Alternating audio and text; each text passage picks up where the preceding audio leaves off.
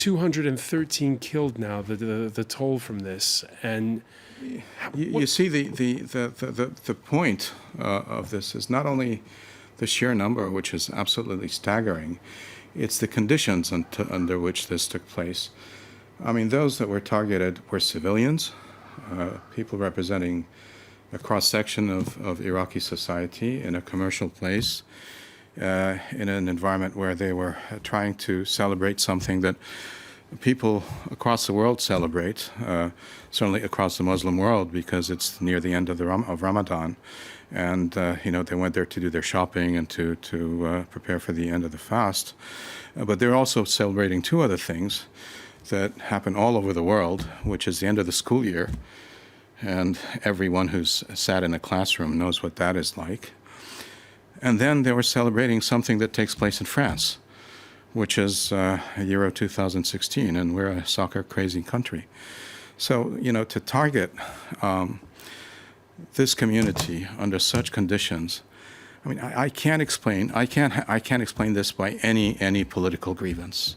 A political I can't. The explanation for some is, as ISIS loses ground territorially, they can still occupy the news cycle. No, but I mean, what they're doing is they're killing to kill. They're killing not to prove, to make material gains on the ground or to gain political advantage. They're killing to kill, and that is in their nature. And that is in their nature wherever they appear. I mean, bear in mind that this attack in Iraq is probably one of the most egregious in recent history of ISIS, and God knows they have many examples of that. But remember what happened in Bangladesh. Remember what happened in Istanbul. All in the space of a week. All in the same, exactly as you said. And then let's not forget what they've been doing in Iraq itself. I mean, in May we've had close to 200 people killed in a flurry of attacks, some of which targeted police checkpoints, a few of them, but most of which targeted markets. People going to buy food.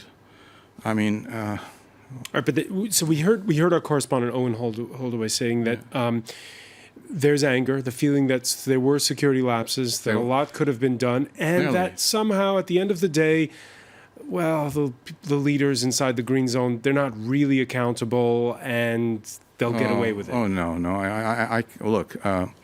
Take the Prime Minister, for example. I can tell you that he feels this because this is his neighborhood. He grew up there, okay? And I can tell you that any Iraqi, maybe not any Iraqi, but any Baghdadi knows people who have been touched by this, maybe killed by this. I have friends of friends who have been killed by this. I shudder to think of what I'm going to find out.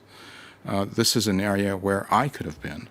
Okay. So why hadn't the order come down earlier, for instance, to stop those fake metal detectors that were still out there? Oh God, that's an ongoing story, and clarity has to be made on this, and the government knows this.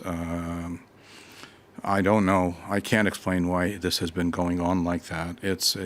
I'm a scientist by training. I've asked people to explain to me what the scientific principle of this was. Nobody could ever give me an answer. Farid Yasseen, one final question for you. Here we have a situation where, once again, people are saying, how do you overcome that Shia-Sunni sectarian divide to go after ISIS once and for all? Well, I'm sorry. This is not a Shia-Sunni thing. This is ISIS against all Iraqis. I mean, do the math. Go look at the numbers. You'll find many Sunnis who were killed in this killing, in this atrocious event. This is ISIS against all Iraqis. But the feeling is that divisions within Iraqi society make it easier to infiltrate. I'm sorry, but what political divisions, what political grievances can justify this? Tell me. I can't put my fingers around this. All right, well, many thanks for coming in, Iraqi ambassador to Paris, Farid Yasseen. And not my pleasure, trust me. Our condolences. Thank you, sir. To I will say that the government is taking this. We've had a string of killings in Iraq because of ISIS. This is the first time that the Iraqi government, with me as an ambassador here, has decided to open a register of condolences. It's to tell you what impact this has had, particularly, I think, because many of the killed were children. Farid Yasseen, many thanks for being with us.